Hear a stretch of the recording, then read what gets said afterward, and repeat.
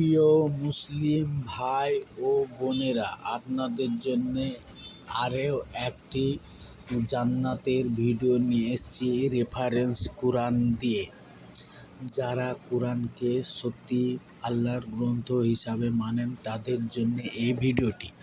আর যারা কোরআন এবং কোরআনকে বাদ দিয়ে মোল্লাদেরকে ভাবেন যে তারাই আল্লাহর পথের ভালো একজন মানুষ, তাহলে তাদের জন্য এই ভিডিওটি আশায় গুড়ে বালি।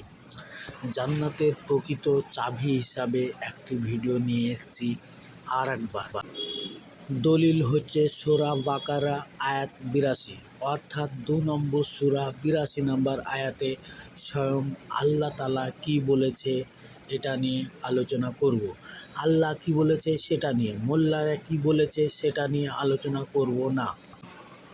আর যারা ঈমান এনেছে এবং নেক আমল করেছে তারা জান্নাতের অধিবাসী, আর তারা এখানে হবে স্থায়ী। এই কথাটি আমাদের মাতৃভাষায় শোনালাম আপনাদেরকে। আপনারা এটা নিজে কোরআনের আয়াত পড়ে মিলে নিতে পারেন এবং সঠিক ইমামগণের কাছে গিয়ে আপনারা জেনে নিতে পারেন যে সূরা বাকারার ৮২ নম্বর আয়াতে আল্লাহ তাআলা স্বয়ং জান্নাতে যাওয়ার জন্যে কি বলেছেন। মোল্লারা এখানে অনেক যুক্তি দিয়ে আপনাদেরকে পথভ্রষ্ট করবে।